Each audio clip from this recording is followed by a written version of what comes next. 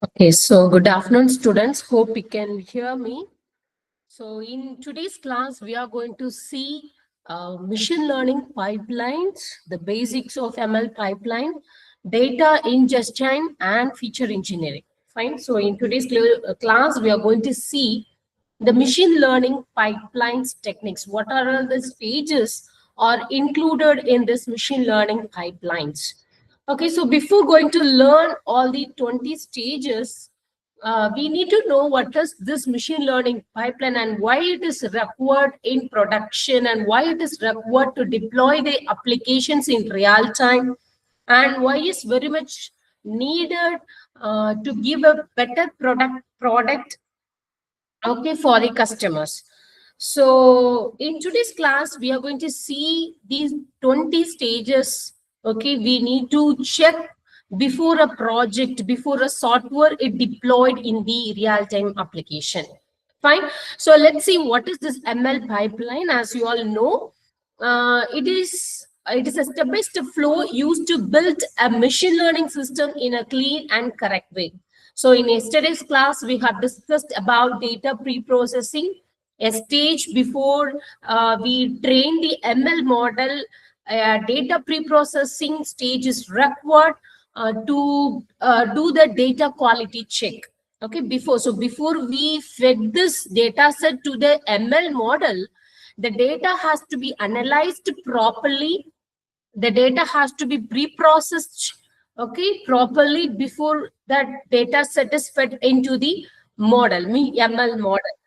So in today's class also, we are going to see what are all the stages, the whole stages we do to provide a product to be deployed in the online stage. Fine. So ML model, as you can see, the second point, this ML pipelining, which is actually have multiple stages, multiple steps involved to provide a better solution. Fine. So it starts from deciding the problem, then collecting and preparing data sets, then training and testing a model, and finally we deploy and monitoring.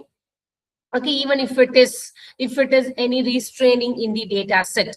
So these are all the steps that we follow to deploy a model in the real-time application in a real usage. So what are all the steps? In basic ways, we can see we have to design the problem, we have to analyze the business problem, and then we have to collect the data from various sources. After collecting the data from the various sources, it has to be processed, it has to be cleaned well before we apply the ML model.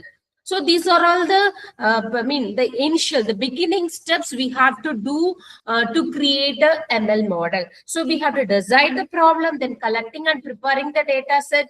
After collecting and pre-processing the data set, the data set can be used to train a model. After we train, we test that model with the testing data set.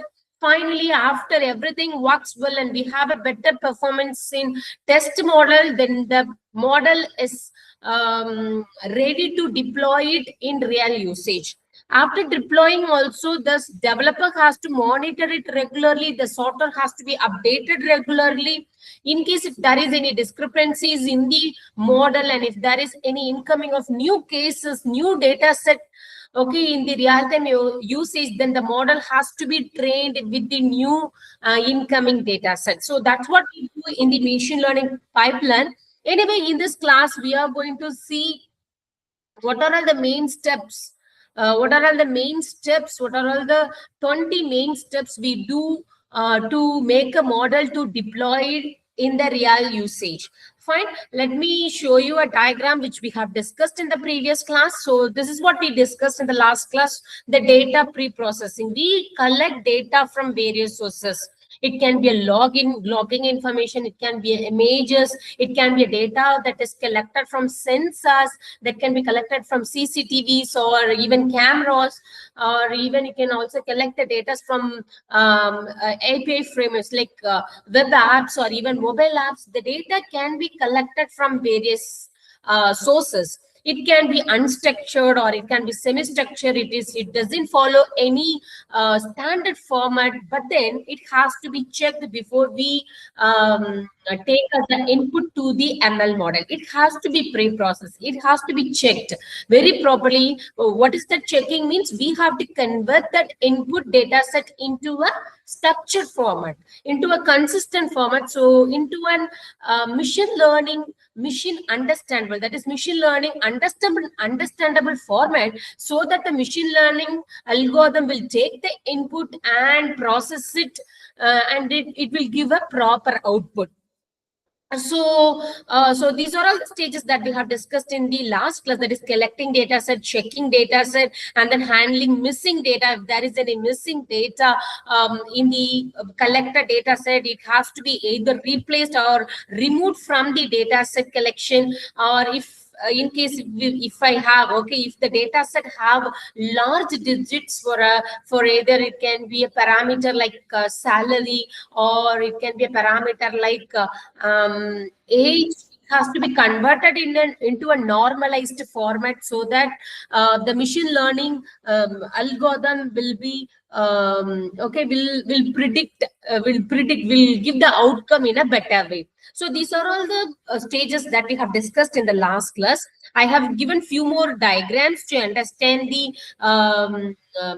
the data set collection and the processing we do before we create the model with the different kind of pictures. Kindly go through all the pictures. This picture will give you few insights about what we do in this machine learning pipelines. Okay, so in this this diagram, which will give you the information about the rainfall prediction, whether we will have a rainfall tomorrow or not. So this is a simple step to predict tomorrow's rainfall. We just collect data from various sources. Okay, we have to define the, see, normally the collected data set can have information related to temperature, humidity, and the rainfall season. It can also have a month. This particular month, this region will have a heavy rainfall, low rainfall, and no rainfall at all. So all the information has to be collected and cleaned and pre-processed well. Okay, if more or less this machine learning model will understand, which will very much understandable to numbers. So either you try to convert this all categorical or all the text information to numbers. The main thing is, even if you convert this categorical or the characters to the numbers, make sure it is in a small digits.